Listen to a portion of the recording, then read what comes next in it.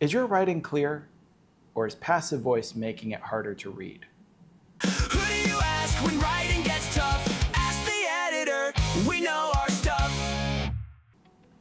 Active and passive voice can affect how clear and concise your writing feels.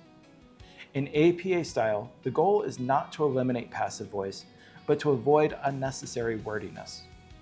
Let's take a look at an example of a sentence written with the passive voice. It has been suggested that student engagement is improved when formative assessment strategies are consistently implemented, cited Smith 2020. Now compare that to the active voice. Smith 2020 suggested that the consistent use of formative assessment improves student engagement. It's the same idea, but notice the difference. The passive version is longer and less direct. The active version is clearer, more concise, and easier to follow. Let's take a look at another example. It was found that a significant increase in reading comprehension was achieved through the use of explicit vocabulary instruction, cited Garcia et al. The active version would read, Garcia et al. 2021 found that the explicit vocabulary instruction increased reading comprehension.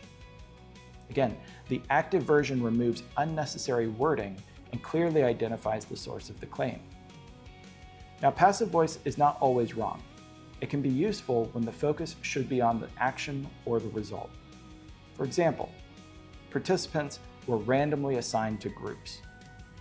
In this case, the emphasis is on the process, not on who performed it. Passive voice often adds unnecessary words and can make sentences less direct.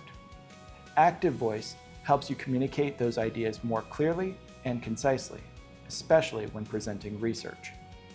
The goal is intentional, effective writing to communicate your ideas. Thanks for joining me on this episode of Ask the Editor. If you need a second set of eyes on your writing, Preferred Edits offers professional editing services to help you refine and prepare your work for submission. Be sure to follow along for more quick tips in this series, and until next time, make every word count.